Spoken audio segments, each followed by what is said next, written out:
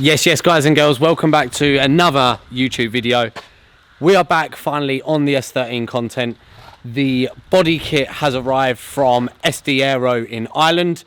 We have got to try and get the body kit fitted up as best we can, mainly the rear bumper, the wings, rear over fenders. We're going to try and get absolutely everything fitted, but it leaves, today's Wednesday, it leaves in a week's time to go down to Ian Waddington for the fabrication, because we're doing a tube front end and we're going to have a tube at the rear as well. Ian needs the bumpers and the wings and stuff mounted on so that he can make the mounting for the bumpers the way that they need to be. So we've got fancy things called Clecos that we've all been very excited to try and use. We've lined up this one rear over fender so far. All the rest of the body kit is over here. So we're going to see how complicated this is. I think the hardest bit is going to be the side skirts, but let's get into it and see how we get on. We have gone with type 3 front bumper, rear bumper. Same for the front wings. They are the vented style. We do need to cut the vents out of them. These are 55mm front overs, nice and wide. And then I've also, as you'll know, the purple S13 has the sort of bubbled rear overs. I really like the rear overs that have a proper wing looking. These are bonkers. I think these are potentially 75mm wider. So it's going to look very wide by the time we've got this kit sorted. The bonnet came with the kit that was on the car, so the bonnet is staying. Now we're going to try and get, well, look, you can see the girth and the width of that rear over is wild. So we're going to try and mount the wings on first. Once we get the wings on, I think we'll then tackle the rear bumper, and then I know a lot of this is going to be the work of the side skirts. So Bevy is in there munching crisps, but he's here to best council crisp, the pickled onion space raider. Awful selection. Shocking. Not having that. By the way, look, this is what the kit turned up in. It's now going to turn into a bin, and it's going to have to go on my trailer to get taken to the tip. So now that we've kind of shown you what we're working with, Bevy's gonna put this over back on. We do already have holes in the car. Some might consider this cheating because we definitely didn't heat it or pre-drill the holes. Don't know or what you're on already about. Have this No, on. it just so happens to fit this good. They're just those holes. The kit came with It holes appeared. in It just appeared with holes, and the holes on the kit just so happened to fit the holes that were already on the quarter panel of the car. I first seen these on one of TJ Hunt's videos way back when he was fitting replica Rocket Bunny kits, right? Cleco clips. Look at this. You ever been fitting over fenders? You thought, I might need to take that back we need off. to go around this way. So, you draw your wee hole. Get this. Ooh, squeeze that in. Squeeze that in. Oh, look at that. It's on. Bosh. They're a win-win. These things, they're not the cheapest. I paid like 35 quid for the kit that also comes with 10 of the pins. But man, they are so much better for taking kits on and off as quick as that. Need self-tappers these days. Exactly, we don't need self-tappers. We're going professional body shop here, Bevy. We definitely didn't do that with Alexis, but we're not speaking about that. Also, boys and girls, we won't get into this too much. This will be in some future episodes, but I wanted to say a massive thank you and welcome on board to the project to ECU Master, who is going to be handling all of our engine ECU management, our power distribution management, digital dash, CAN keypads, and going to be a hell of a lot of sensors that we're using with those guys. We will get way more in depth with this when our wiring arrives and when we get to this point of the project. But welcome aboard ECU Master. We are on with some good progress on the first wing. We've managed to use and retain a OEM location here, which is nice. We've got one bolt so far down under here. We need to fiddle with this part a bit.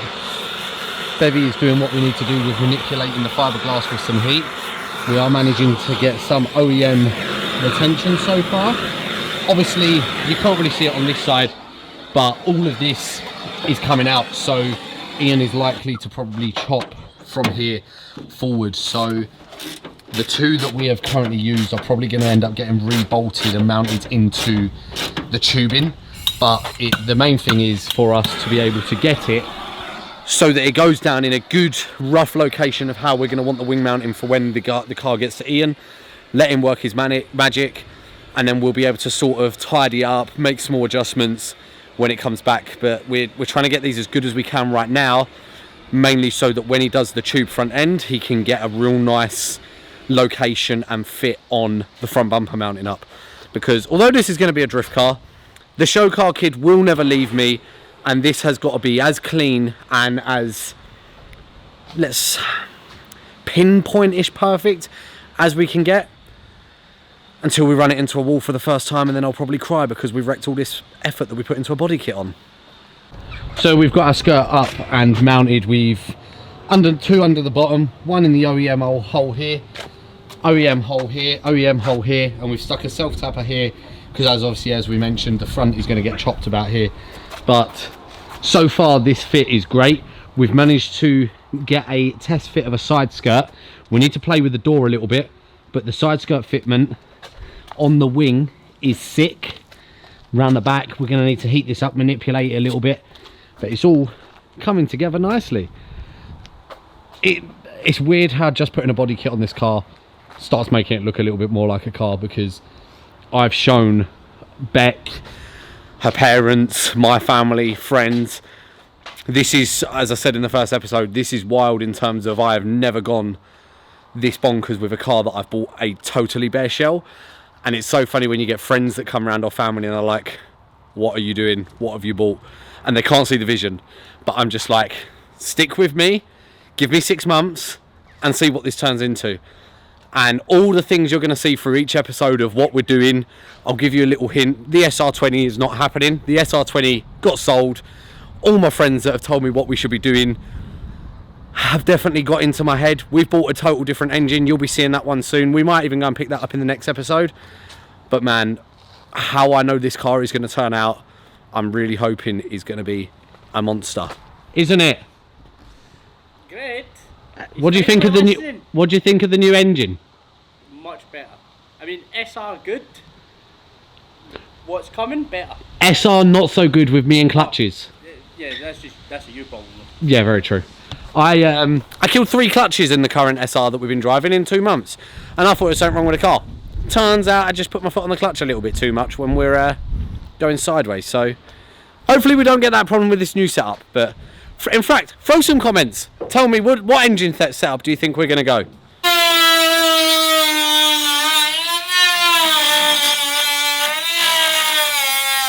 Well, typically we're finishing off the car on a different day. We've got the gazebo up because it's Scotland, and as usual it's raining. We have managed to get the rear bumper on and mounted now. I had to shave down a couple of bits. We've done it in the OEM locations on both sides for the time being. We probably will mount it along the sides here as well, but we'll figure that part out when we need to get to that. The main part was this, so that we can get the bumper bar and support behind this done when it goes to fabrication. Playing around with a few little bits while I've got a little bit of time, so I've shaved these parts down on the rear quarters just to make sure we get a nice smooth line. Just trying to dial a little bit in and get the last few bits. So we're going to cut this one down, and then I'll probably play with this side skirt.